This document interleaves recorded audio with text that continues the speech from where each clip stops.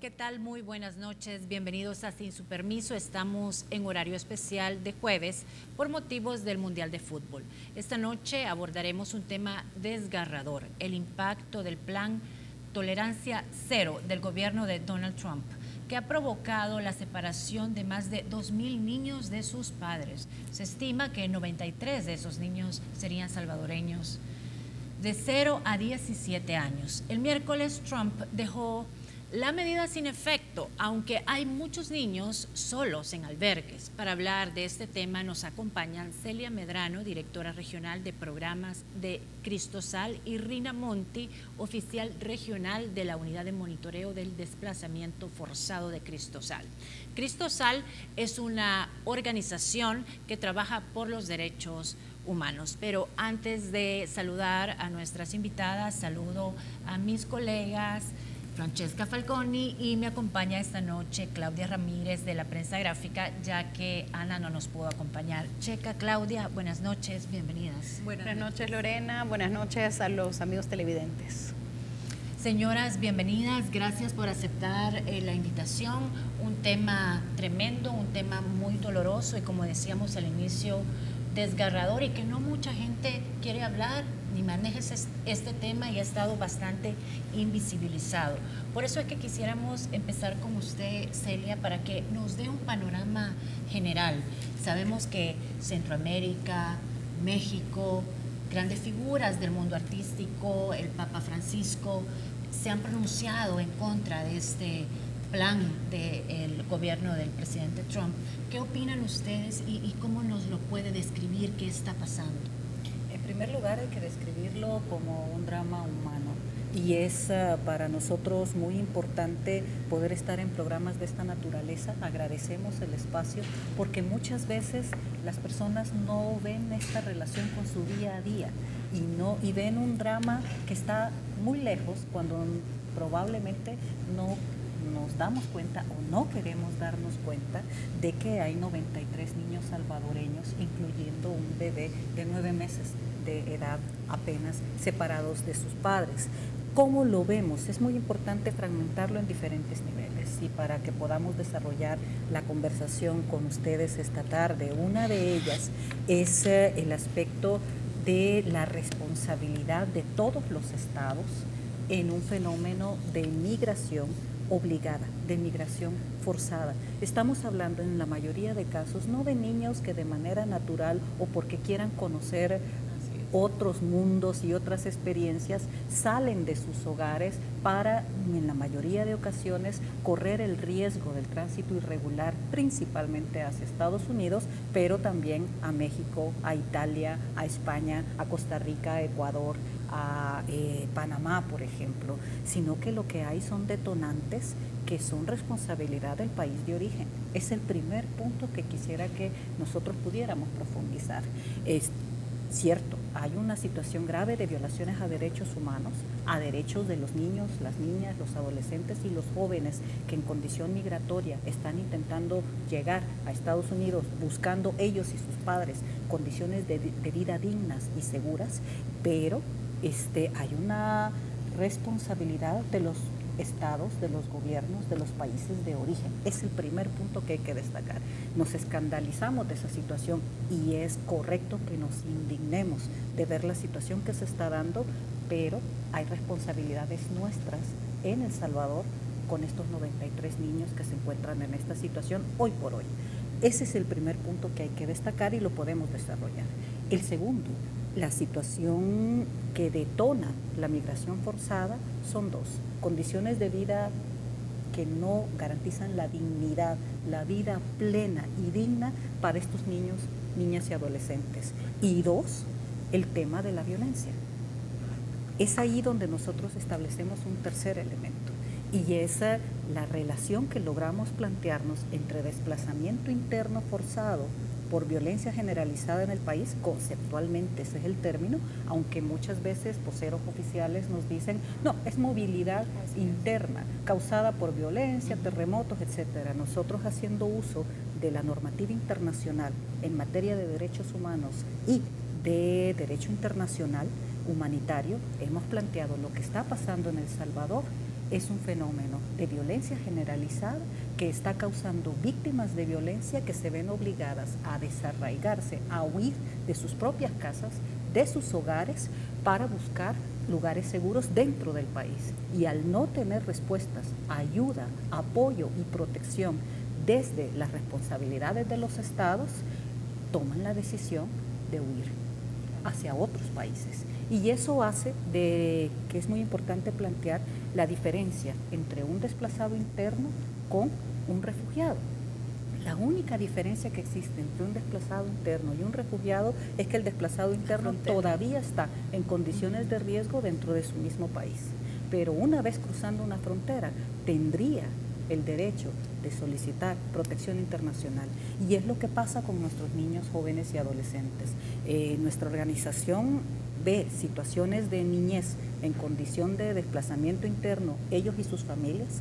Hemos dicho muchas veces que las estructuras estatales no están preparadas para generar programas efectivos, integrales, eficaces, vistos y diseñados en función de las necesidades específicas de las víctimas.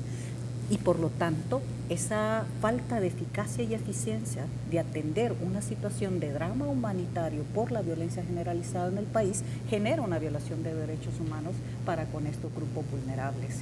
Por supuesto que es entendible todas estas circunstancias, este drama humano, esta falta de responsabilidad y oportunidades que el Estado le da a la gente, que por eso no le da, más bien no le da, y que por eso es que tienen que buscar otras opciones fuera de nuestro país. Y quisiéramos enfocarnos en eso exactamente. Rina, ¿cuál es tu opinión con respecto a lo que específicamente están pasando ahora estos 93 niños salvadoreños? Y yo también le agregaría, si realmente son 93, qué tan fidedignos y confiables son esos datos, porque diariamente hay una fuga de personas que van tratando de cruzar la frontera y que llevan niños. Esos 93 niños, es realmente el dato, son solo 93, y no es que quieran minimizar la cifra porque es terrible, pero ¿qué tan veraz es ese dato?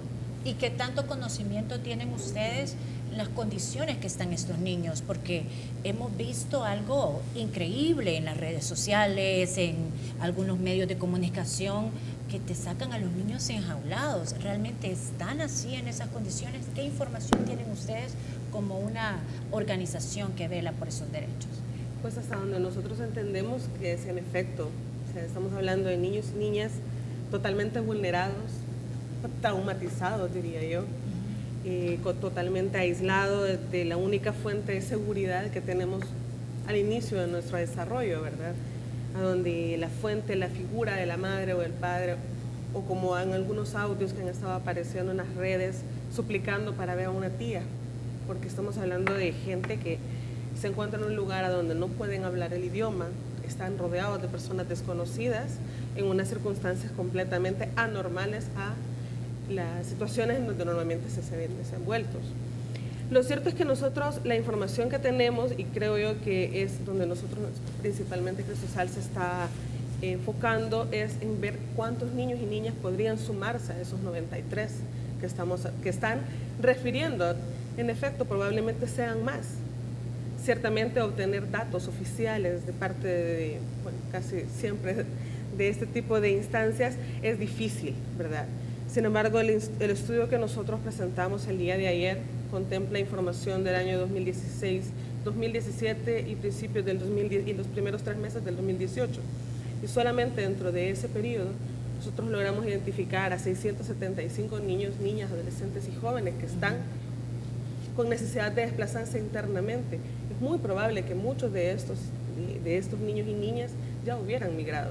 Y estos son los que nosotros logramos identificar. Sin embargo, la cifra negra, como usualmente se dice, la cifra que está oculta, no la logramos identificar y vislumbrar con claridad. Además, me gustaría mencionarles que la única referencia que tenemos, al menos en El Salvador, de datos oficiales son los datos entregados por la Dirección General de Migración, la Dirección General de Migración y Extranjería.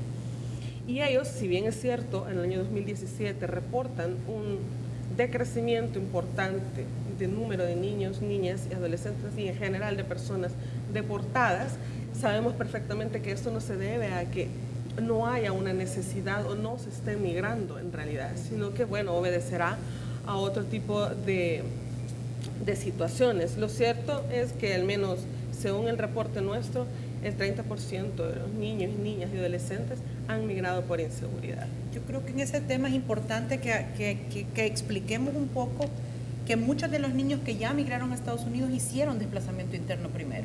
Yo creo que es importante para entender las cifras que ustedes presentaron ayer en los estudios, que son cifras que realmente nos deberían de alarmar. ¿Qué implica para un niño el desarraigo de su pueblo, de su ciudad, porque deja su escuela, deja a sus amigos? ¿Cuánto peor puede ser que vaya a Estados Unidos y se encuentre con esta realidad? Quizás si nos pudieran comentar un poco, porque hablábamos de eso, de cómo estos niños muy probablemente tuvieron ya un desplazamiento en su propio país, tuvieron que salir de su frontera. Nuestra organización presentó antes de este informe específico de niñez y adolescencia el informe 2017 sobre desplazamiento interno a partir de casos que directamente hemos atendido y hemos registrado. Sí. De estos 701 personas que tuvimos registro el año 2017, la mitad, un poco menos de la mitad de estas personas nos dijeron cuando profundizamos en entrevistas con ellos que ya habían intentado salir del país. Es decir, la mitad de estas 701 personas ya habían cruzado la frontera y habían tenido que retornar en condición de deportación o en condición de retorno voluntario, por ejemplo, de México, que no le llaman deportación, sino que retorno porque no ha existido una figura de un tribunal migratorio que ha ordenado la deportación. Entonces, partiendo de esto, nosotros tratábamos de trabajar en el proceso de acompañamiento psicosocial que se da a las víctimas que atendemos de manera directa. Rina es psicóloga y hemos podido hablar también con los psicólogos que dan este acompañamiento de atención psicosocial, y también me gustaría hacer referencia a la Asociación Americana de Psicología de Estados Unidos. Ellos se pronunciaron sobre este tema y generaron una serie de indicadores de lo que afecta para una niña, para un niño, para un adolescente verse desarraigados de sus padres después de vivir diferentes situaciones traumáticas. Una es el aumento del estrés. El niño sabe que está en una situación anormal independientemente se le expliquen o no. Segundo, hay una situación de trastornos que pueden tener consecuencias muy a largo plazo, que no se vean de manera inmediata en el niño, pero que van a estar expresándose de manera constante durante lo que falta de su desarrollo emocional y físico. Y el otro, de que no tenemos que temer en calificar como un evento traumático lo que ha sucedido, no solo durante el desplazamiento interno de las familias que tienen que llevarse a sus niños, sino también en la situación que han vivido estos niños de verse enjaulados en condiciones poco dignas y fuera del arraigo de sus padres, lo que da cierta seguridad a los niños en familias que están desplazándose, en familias que están en el tránsito migratorio irregular. Es la figura del de quien tutela, el hermano mayor, la hermana mayor, la tía, el tío, los padres, la madre. Cuando ese desarraigo se genera y además es un desarraigo violento, el trauma puede tener consecuencias permanentes, lo que obliga a la responsabilidad de garantizar una restitución de derechos inmediata, además de garantizar al más corto plazo la reunificación nuevamente y una reunificación tutelada de tal manera de que haya restitución a los derechos violentados a estos pequeños. Tengo que ir a una pausa comercial y cuando regresemos en el próximo bloque vamos a hablar precisamente de eso. Vamos a una pausa y ya volvemos. Continuamos. Continuaríamos contigo, Rina. Antes de hablar de esta restitución de derechos y de lo que firmó ayer el presidente Trump, porque fue, entiendo, un decreto ejecutivo para parar la separación de padres migrantes con hijos, a mí me gustaría, quizás sea dramático, pero a mí me gustaría que nos expliquen, porque yo estoy segura que mucha gente no sabe, ¿cómo es el momento en que separan una familia? ¿Quién llega? ¿Dónde están? ¿Los van a sacar de la casa? ¿A los papás se los llevan a un lugar? ¿Agarran al niño, lo enjaulan? ¿Cómo es eso? ¿Cómo terminan niños enjaulados? ¿Saben ustedes cómo es eso o no? Pues sí, lo que sabemos nosotros es que en realidad hay una detención de las personas, detienen a las personas ¿Detienen a las personas por qué? ¿Porque están en la frontera? ¿Porque están saliendo de su trabajo? Cacería ¿Por de qué? indocumentados. Básicamente es una cacería de indocumentados. Quiere decir que pueden ser personas que están recién entrando al territorio, como personas que pueden haber sido identificadas. Sin embargo, normalmente estos casos que acompañan, que se ven acompañadas las personas por niños y niñas, usualmente son los que están recién entrando al territorio estadounidense, porque usualmente cuando uno está trabajando no necesariamente va a andar con sus hijos e hijas. Sin embargo, esta suspensión que también se dio ayer, cuando suspendieron este proceso de alejar a los niños y niñas, no implica necesariamente que estos niños y niñas vayan a salir de las jaulas. O sea, yo he leído y nos hemos enterado que probablemente lo que puede hacer es que simplemente van a estar acompañados de sus padres y madres. Sin embargo, y van a estar siempre en calidad de enjaulados, diríamos. Sin embargo, lo que sí también hemos identificado, o al menos es lo que ha circulado dentro de las noticias, son casos de padres que ya fueron deportados y sus hijos e hijas han quedado en territorio estadounidense. Las probabilidades de reunificación y de volver a encontrarlo cuando estamos hablando de un bebé de 9 meses o de niños, niñas un poco mayores, que puedan luego ellos poder decir a dónde están sus padres, cuál es el teléfono, etcétera, poder identificar a las personas ya deportadas, pues puede ser muy difícil. Yo creo que es importante dividir, y quizás que lo comentemos, que cuando el presidente Trump firma este decreto ejecutivo, lo que hace es frenar que de aquí en adelante ocurra. La gente que ya está separada va a tener que seguir un proceso. Están incluso en estados diferentes. Si recuerdan, United Airlines emitió un comunicado para decir que no se iba a prestar para estos traslados y estas separaciones. Entonces creo que es importante establecer que aún falta mucho por hacer para luchar porque esta familia se vuelva a unificar, las que ya fueron separadas, ¿no? Porque al final esta gente va a seguir alejada. Y lo otro que quizás es importante que comentemos es que el presidente Trump sigue considerándolo un delito. Él dijo, estoy en contra de la separación familiar, pero siguen siendo inmigrantes, cometieron una ilegalidad y los voy a mantener presos. El ingresar a frontera estadounidense no es un delito federal, pero los tratan como que cometen un delito federal. Claro. Entonces, realmente lo que nos queda todavía es trabajo pendiente para estos niños que van a seguir separados, y como tú bien lo mencionabas, gente que ya deportaron a sus papás. ¿Cuál es el proceso para hacer que estos niños realmente se reunifiquen, ¿no? Yo creo que hay que conocer la normativa y los diferentes programas existentes en Estados Unidos, sobre todo que protegen a niños y niñas y adolescentes. Yo he sido cónsul general de El Salvador en Washington, Maryland y Virginia, y tendría que explicarles de que, en primer lugar, el sacar a los niños de la situación de detención arbitraria en la que se encuentran, en primer lugar, las autoridades específicas tendrían que, si los padres ya han sido deportados, tienen que ser entregados al familiar inmediato. De acuerdo a la normativa estadounidense, también ese familiar inmediato no necesariamente tiene que ser un familiar que esté en condición migratoria regular en Estados Unidos. Lo que sucede es de que también a las personas preferirían que, aunque haya un tío que es responsable y vive en Estados Unidos, si está en condición irregular, se mantiene en distancia. Entonces se busca el familiar que, aunque fuera a través de un estatus temporal de protección, un TPS, por ejemplo, pudiera recibir al niño. No es indispensable que el padre sea quien lo reciba. También es importante plantear de que un estadounidense puede recibir al niño, puede generarse mecanismos inmediatos. Tienen que reunir ciertos requisitos, pero también familias estadounidenses pueden recibirlo. En Washington hay una iniciativa actualmente de personas vinculadas con programas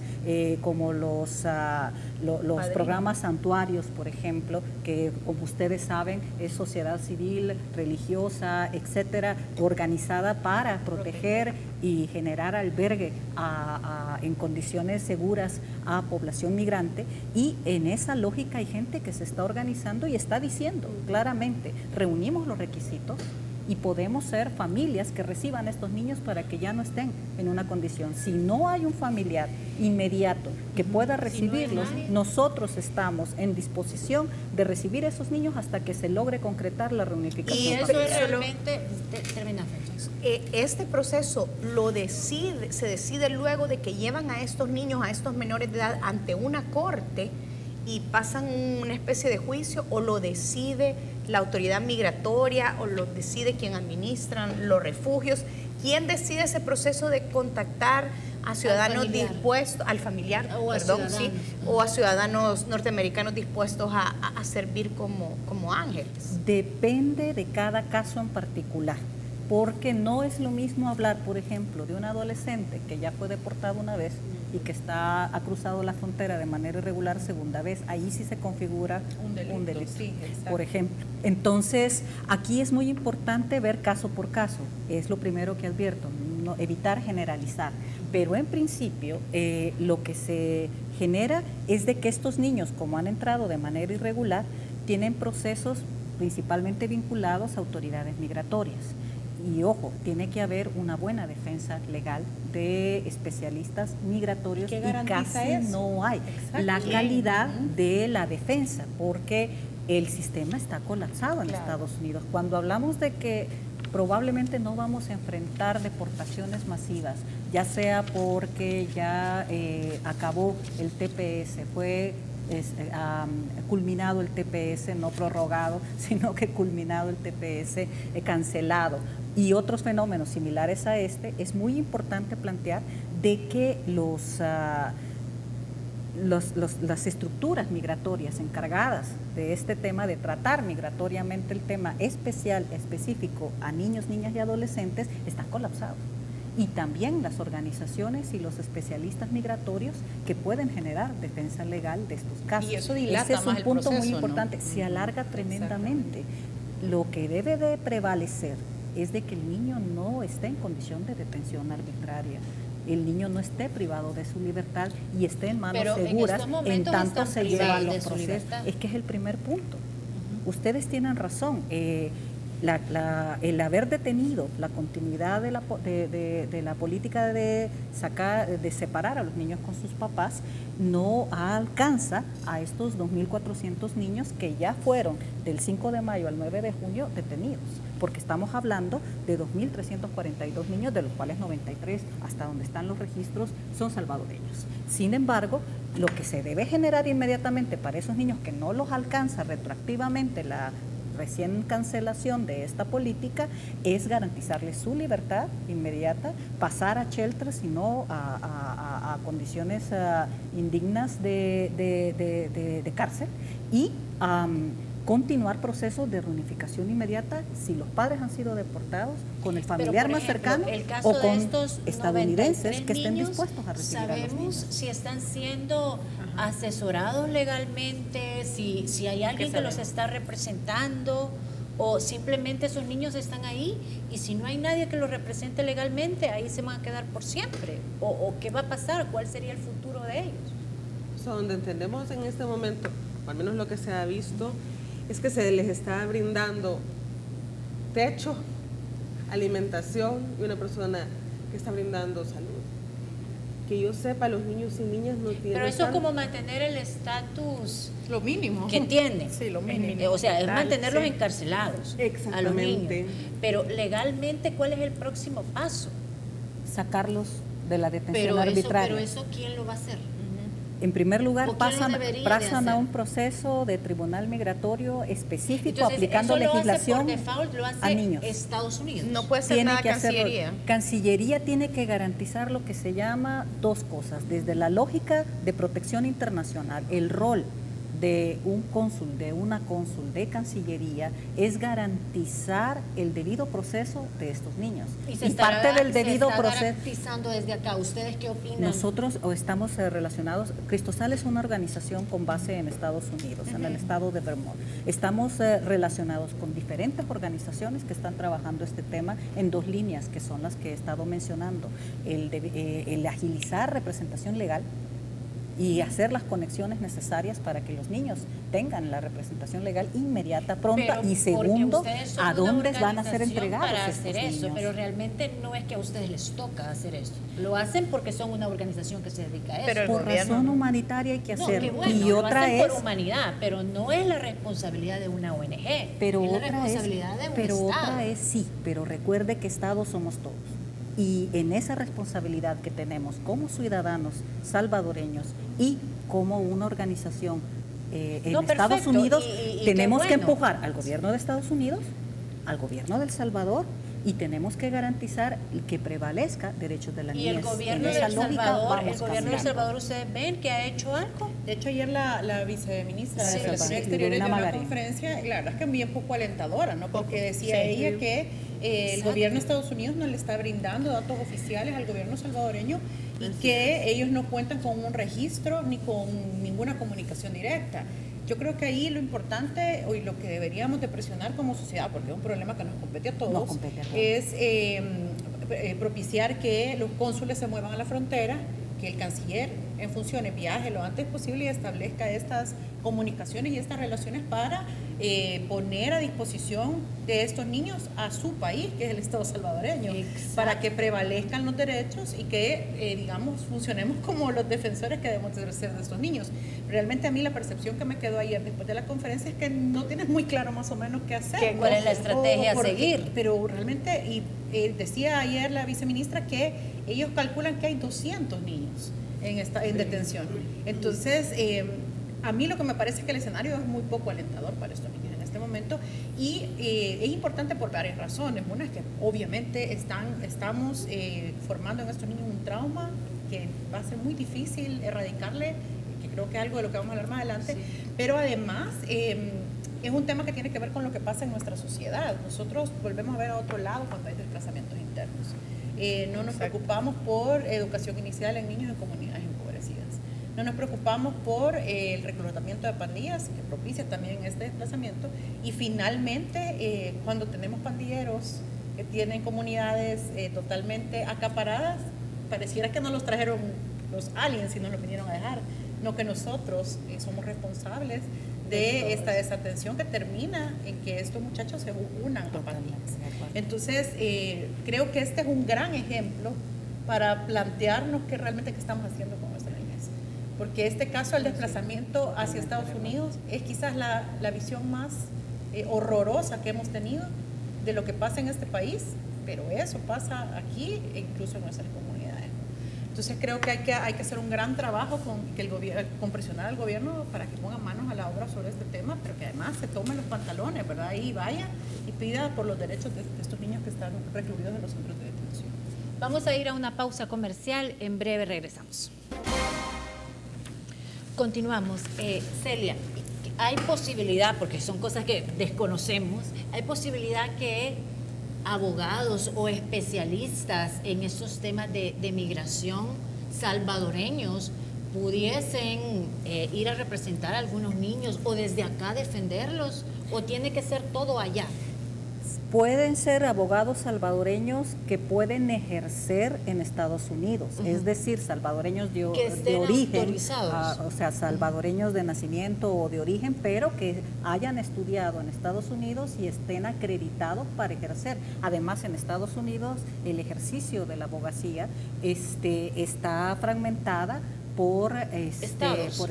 Entonces no es tan fácil que un abogado estadounidense se mueva de un estado a otro estado a ejercer defensa. Sin embargo, es muy importante plantear dos cosas en la línea de lo que se estaba generando en el segmento anterior. El gobierno tiene la responsabilidad desde servicio exterior, es decir, consulados y embajadas, de ejercer protección consular. ¿Qué quiere decir esto? Que independientemente de la condición migratoria de cualquier salvadoreño en cualquier parte del mundo, prevalece la responsabilidad como gobierno de proteger al Salvador. Celia, usted que ha trabajado en consulados lo sabe mejor que nosotros seguramente. Correcto. Y es que al final de cuentas yo creería que un viceministro debería estar ya en la frontera. Y también los diputados. Exacto, Viera cómo ayuda la comisión. de que reaccionemos como país. Viera cómo ayuda que se reaccione como nación en función de un drama de esta magnitud, y no solo asumamos como gobierno o como Estado, como ciudadanos.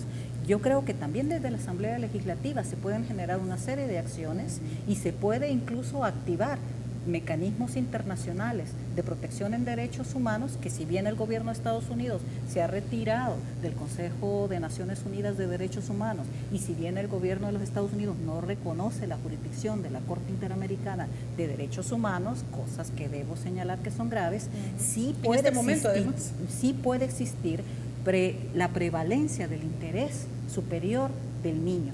Y allí sí tenemos que estar comprometidos, países de destino, países de origen y países de tránsito. Partiendo de eso de manera rápida, sí creo que valdría y sería muy fuerte poder activar a salvadoreños en el exterior, solo que tengo que hacer una acotación en lo que se refiere a protección consular.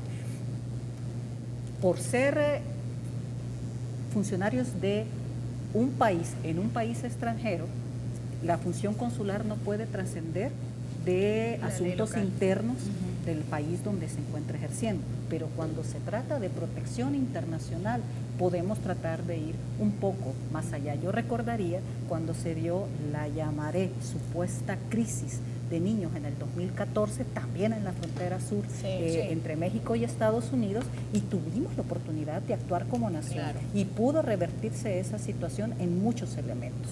Yo creo que lo principal es que desde las redes consulares se ejerza protección consular, y desde los consulados se garantice debido proceso de estos niños, que dentro del debido proceso está, si no es legal tenerlos encerrados. Lo primero que debe de hacerse es aunar esfuerzos para que los niños se les dé a un familiar o alguien que esté dispuesto a asumir y que reúna los requisitos básicos que den seguridad a esos niños para que dejen de estar en cárceles. Hablábamos en la pausa, Rina, de que muchos de estos niños ya los están cambiando de albergues, los están moviendo de un albergue a otro, que a lo mejor pasen en la corte del estado donde no fueron detenidos. Esto dificulta aún más el proceso de localización de familiares. Esto tampoco se puede detener con el decreto ejecutivo que firmó Trump. ¿Van a seguir moviendo a estos niños? ¿Qué saben ustedes de eso? Es muy probable que pueda seguir sucediendo. La verdad es que lo que nos ha quedado claro en este último periodo en particular es que es impredecible cuáles van a ser las acciones que va a tomar el gobierno de Estados Unidos. Sin embargo, ante ese escenario, puede ser que sí, en efecto, se sigan reubicando a estos niños y niñas. ¿Pero por qué reubicarse? ¿Cuál es la lógica? ¿Cuál es la necesidad de moverlos? Pues yo honestamente desconozco cuál es la lógica. Son la política interna de Estados Unidos, porque buscan evacuar algunos albergues que están más cercanos a la frontera para poder dar paso a nuevos. Pero también obedece, si me permite, también obedece a otro elemento, y es de descongestionar las entidades estatales que están encargadas de dar salida a este tema. Entonces, y también muchas veces acercar a los niños donde está ya identificándose su familiar más cercano que podrá recibirlos. Muchas veces, si se aplica la norma vigente en Estados Unidos relativa a niños y niñas, ese es el punto. O sea, siempre hay que apelar al interés del niño, qué es lo que beneficia de manera mayor a los niños. Entonces, partiendo de eso, es muy importante. Y también tengo que plantear de que hay una iniciativa de carácter federal por parte de abogados, por ejemplo, entre ellos salvadoreños, que son abogados estadounidenses, a una serie de iniciativas que se van a nivel federal. O sea, no solo prevalece el tema de una orden ejecutiva, y no solo prevalece la orden de alcance de condados o el alcance de un estado. Desde los tribunales federales se puede revertir. DACA es un buen ejemplo de eso. Se puede revertir decisiones de carácter ejecutivo, y también desde órdenes federales, resoluciones federales, se pueden revertir algunas acciones violatorias que se dan en condados o se dan en estados determinados. Esto nos lleva a un punto también que con esto Antes de es ese muy punto, a importante mí me gustaría señalar. entender cuánto tiempo puede durar tipo de procesos que usted dice, porque Se oye larguísimo. Se oye larguísimo, y uno como madre que le han quitado su hijo y que sabe que está encarcelado, enjaulado, y no, es que hay que hacer cosas como DACA y órdenes federales y decretos ejecutivos, o sea, eso es complicadísimo. O por su experiencia consular serían trámites expeditos. Depende de cada caso. Lo primero que tengo que advertir es que no puedo generalizar, porque depende de cada caso. Sin embargo, si hay una buena representación legal, y esa no la puede dar una representación consular, solo puede ser a través de organizaciones especializadas que pueden dar esto con las figuras como se conocen de pro bono o lo bono, porque falta hablar de que estas familias no por millonarias se han ido a Estados Unidos. Exacto, Pagarle entonces un abogado necesitan tener un migratorio buen abogado para que sea lo más rápido posible. Y ahí las redes consulares pueden apoyar en alianzas, convenios con organizaciones especializadas, con colegios de abogados, etcétera. Y por ejemplo, para ustedes proteger. conocen si nuestra red de consulados ha Ya hizo informado a las familias la firma de abogados que podrían ser pro bono para esto. O sea, sí ya hay información, ya los padres que están siendo víctimas de la separación de sus hijos ya saben a quién poder acudir. Tienen que darlo.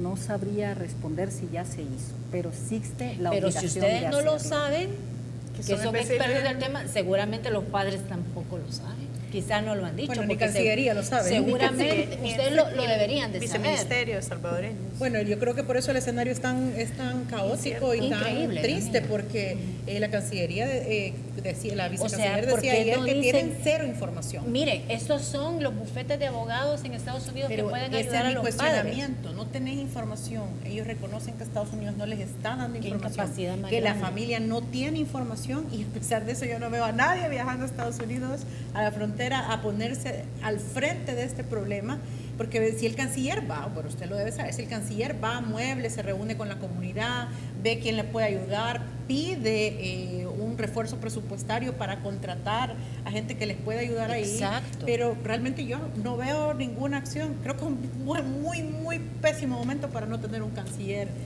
al frente de esta situación. El Pienso gobierno debería de estar al frente. que el canciller en funciones o la viceministra de salvadoreños en el exterior no debería de movilizarse sola. Pienso que la Asamblea Legislativa, Exacto. como ya lo hizo en el caso de TPS, Así la es. Asamblea Legislativa, lo recordarán, Ir tomó como la bloque. decisión, Ujú. tomó dos decisiones importantes: hacer un financiamiento específico para Exactamente. financiar asesores legales en el Exacto. caso de los beneficiarios de TPS que podrían encontrar una vía para establecerse regularmente en Estados Unidos una vez cancelado el TPS, y también movilizarse como representación de nación desde la Asamblea Legislativa. Ese es un punto importante, pero hay algo que con Pues eso sí, quisiera sí es importante, terminar. no puedo ahorita, tengo que ir a la última pausa, y le prometo que con eso empezamos el próximo bloque. Oye, vamos a una pausa, ya volvemos. Continuamos. Celia, usted tenía algo importante que quería decirnos sobre la criminalización de los padres. Yo quería cerrar la intervención, al menos por mi parte, en plantear de que, ojo, aquí No, lo que está todavía pasando... tenemos unos cuantos minutos. Aquí lo que está pasando es que se está criminalizando la pobreza, se está criminalizando a las víctimas de condiciones de vida injustas y de condiciones de vida inseguras que ponen en riesgo la vida y la integridad de los niños, las niñas y los adolescentes. Y ahí tengamos cuidado a todo nivel. Se está criminalizando al padre que busca que su hijo llegue a Estados Unidos para que no sea asesinado, violado, reclutado en El Salvador por parte de grupos de crimen organizado, o incluso en algunos casos por los mismos agentes estatales, y se está generando procesos en donde el culpable es la familia, el culpable es el padre, y no se está asumiendo la responsabilidad de lo que en normativa internacional se llama el derecho a no migrar. Al final de cuentas, esta es responsabilidad nuestra, de los países de origen. Por supuesto que tenemos que alzar la voz y activarnos inmediatamente cuando ocurren violaciones a derechos humanos en la frontera, sobre todo contra niños y niñas, pero la responsabilidad es nuestra, el derecho a no migrar y el derecho a tener garantizados una vida digna y segura para nuestra niñez. Sí, yo solo quisiera acotar que está apoyando lo que decía Celia. En realidad las causas de la migración son las que nosotros también de este lado de la frontera podemos trabajar. Lo cierto es que según los registros nuestros, la gente está migrando no por opción, sino que por necesidad y por urgencia de salvaguardar su vida. En el informe que presentamos ayer señalábamos que una importante proporción de los niños y niñas que se ven forzados a desplazarse, y probablemente muchos de ellos luego migren, son niños y niñas que tienen entre 0 y 11 años. Estamos hablando de niños y niñas muy chiquitos que son víctimas directas de las agresiones. En el 90% de los casos, agresiones de las pandillas. Las probabilidades de reubicarse internamente son muy difíciles en un país que está, en realidad, hay presencia de pandillas en todos lados. Y lo segundo que quería mencionar es que estas políticas en Estados Unidos o estas decisiones que se están tomando, pues eso no va a parar que la gente tenga que emigrar. Y lo que está sucediendo, y también nos lo indican nuestros registros, es que las personas tienen que buscar formas alternativas de salir del país o lugares alternativos. Y eso se está convirtiendo también, en particular, en la región centroamericana. Y como todas sabemos, pues la región centroamericana no es una región socialmente estable. Estamos hablando de niños y niñas que salen de una vulneración interna en el país a correr riesgos, a estar en situaciones paupérrimas, reubicándose internamente en Guatemala, en Honduras. Una importante proporción también ha buscado refugio en Nicaragua, en Costa Rica, pero Costa Rica ya avisó que ya no va a aceptar más personas, que ya llevamos a la cuota de personas salvadoreñas que están ahí. Los procesos migratorios van a ser más complicados para poder obtener un asilo en Costa Rica en particular. Siempre hablando de este tema, ahora creo que fue por la mañana, la primera dama de los Estados Unidos viajó a la frontera para dar quizás muestras de solidaridad con este drama humano. ¿Qué opinión les merece? ¿Ustedes consideran sincero este tipo de gestos? Creo de que la primera dama de los Estados Unidos poco a poco está dando signos de tener personalidad propia, y eso es muy importante. Y dentro de esa personalidad propia, el tener un acto que representa solidaridad para con niños migrantes es un paso a nuestro juicio importante. Sí debo de plantear también de que las acciones que se generen en Estados Unidos deben de estar focalizadas no solo a que estos 93 niños, estos 2.400, casi 400 niños, dejen de estar en la condición en la que están, sino que es necesario construir estructura. Por eso hacía referencia a los esfuerzos a largo plazo a nivel federal de que no vuelva a pasar. No solo se trata de retroceder en una acción que tuvo un impacto y una indignación a nivel mundial, sino que tomar las acciones que permitan, haciendo uso de los mismos sistemas protectores, de que otros niños no tengan que vivir esa situación. La migración no va a parar. Exactamente. Y por lo tanto, el criminalizar a los migrantes nunca va a ser una solución. De hecho, creo que como país tenemos una tarea difícil hacia adelante sobre cómo disminuimos las causas que propician estas migraciones internas, que son quizás las más fuertes y más cercanas, pero además las externas. Es decir, estos niños ya llegaron, ya fueron apresados, pero tampoco sabemos todo lo que pasaron en el proceso para llegar a Estados Unidos. Sabemos que hay muchas violaciones de derechos humanos a lo largo del camino del migrante, para las mujeres, para los hombres y para los niños. Realmente tenemos una gran tarea como país para tratar de resolver algunas de las causas que lo propician y luego para subsanar el daño que le estamos provocando como sociedad a estos sectores, tanto en los desplazamientos internos como en estos que estamos haciendo hacia Estados Unidos. Nos estamos jugando generaciones. La próxima generación estamos a punto de perderla. Nos estamos jugando las próximas 2, 3 generaciones. Lo que están viviendo nuestros niños ahora es lo que nos van a cobrar como sociedades en un futuro muy próximo. La mayoría de personas desplazadas, de los casos que atendemos, son mujeres con sus hijos, abuelas con sus nietos, hermanas mayores con sus hermanos menores. Si no hacemos algo inmediato, ahora nos estamos jugando generaciones enteras. Bueno, queremos agradecerles a ambas su participación esta noche. La verdad que es un tema para hablar largo y mucho, tendido. largo y tendido. Es un tema que conmueve, es un tema que nos debe de doler y tocar como nación. Un llamado a las autoridades. Sí. Aquí hay muchas ideas de qué se puede hacer para al menos demostrar un poco de solidaridad con estas familias y con estos niños. Una comisión de la Asamblea Legislativa. Viajan a otros lugares que no tiene sentido, cuando deberíamos de estar ¿Dónde está el viajando problema? para salvar a estos niños y reunificar a estas familias. Muchas gracias. Gracias a Gracias a ustedes. ustedes, Gracias a gracias. ustedes. Por su asistencia. A ustedes, gracias por su sintonía esta noche. Nos vemos el próximo jueves. Gracias, Claudia. Gracias, Checa. Gracias. Buenas noches. Buenas noches, que descansen.